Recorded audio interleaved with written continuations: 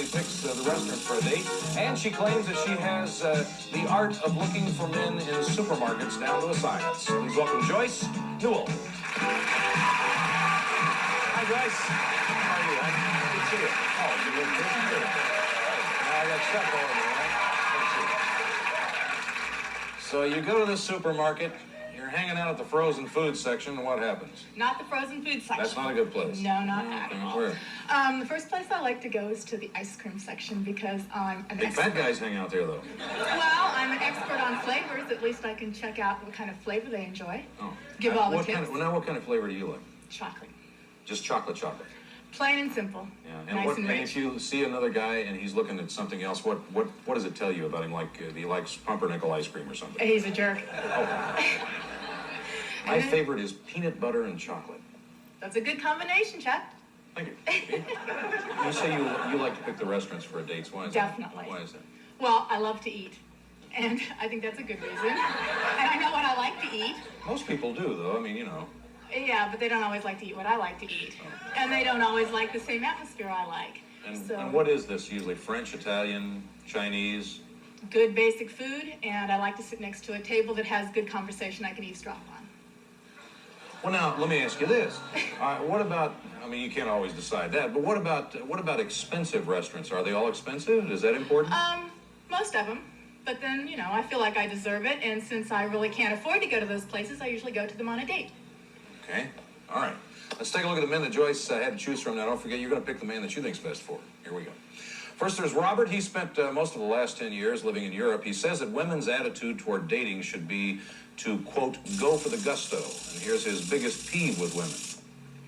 It seems like all women expect men to pay the bill for everything. Like, you know, this Christmas I took a girl up to Tahoe for a week. Well, she went up there with $50, you know. I mean, who's going to ski for a week in Tahoe with $50? You know, give me a break. You're a little tough. Next, there was another Robert. He's originally from Buffalo, New York, and his favorite pastimes are traveling and sailing. He admits that women often complain that he plays his car stereo too loud, and he thinks that he often gives women the wrong impression of his personality, and here's more on that. I feel like an old-fashioned type of guy. Most of the people that know me very well don't see that side of me too often. They would have a hard time believing it. They would tend more to describe me as a maniac, a lunatic, you know, somebody that's just a little bit off a little bit. Okay, finally, John, his hobbies include writing music and watching movies from the 30s. He dates about once a week, and he told us why he thinks his marriage broke up. Vastly different backgrounds. I mean, she came from this dysfunctional family, and I had this father knows best, leave it to Beaver, Donna Reed upbringing, you know. And we were just, whoosh, boom. It was interesting. It was like an e-ticket, you know, it was. I guess that's it. Those are the three men Joyce had to choose from. Time for you to choose now. Who do you think would be the best man for her? Make your choice now.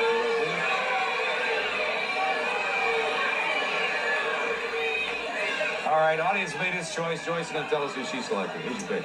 Well, I chose the second Robert. Chose the second Robert. He's backstage. Say hello to Robert live. Hi, Robert. Just find himself at home back there, and very relaxed. Joyce will tell us about the date. We decided that he would come and pick me up, and he got there right on time, but I wasn't ready. So I was going to go downstairs and meet He's him. laughing hysterically over here. What, Robert? She was not even close to ready. Far from it. But that's okay. It was fine with me. But you met him at the door. Well, I was going to meet him at the door, no.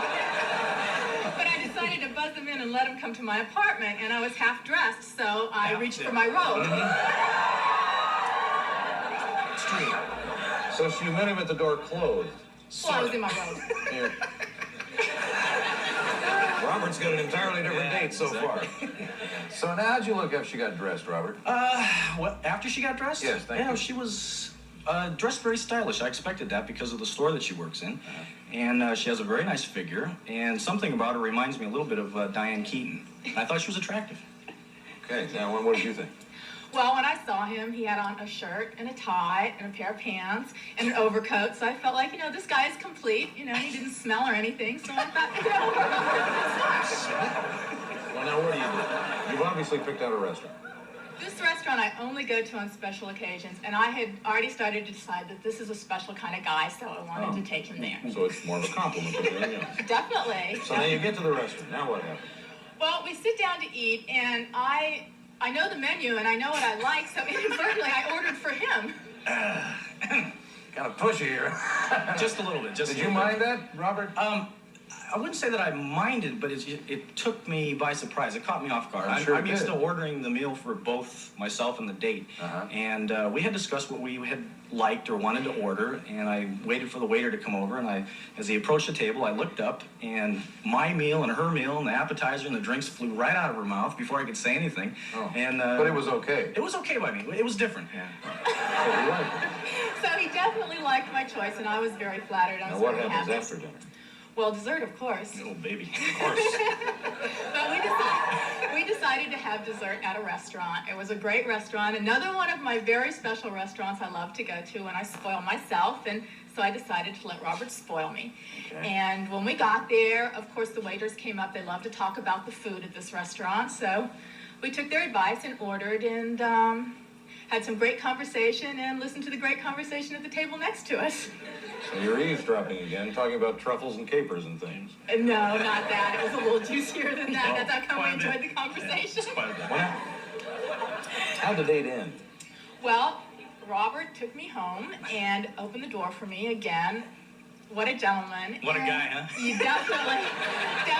What a night, what a meal. What a meal. And he gave me a kiss goodnight, and it was Quick.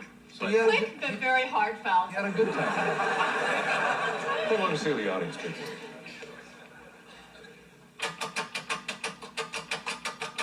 Well, they picked John 42%.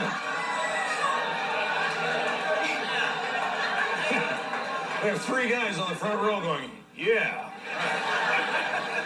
Well, if you want to date with John, we'll pay for it. If not, you're on your own. You can do what you like.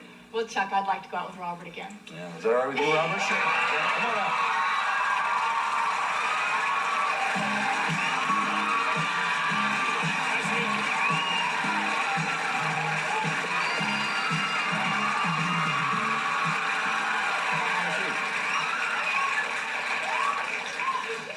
So a good date, a real good date sounds like. Great date. Yeah, well, that's nice. I like that And when I'm that still happens. Sure. You're still full from this dinner. Thanks for coming on the show. You're not. Keep in touch, will you? We will. All right, going to come right back with our next guest right after this. Stay with us.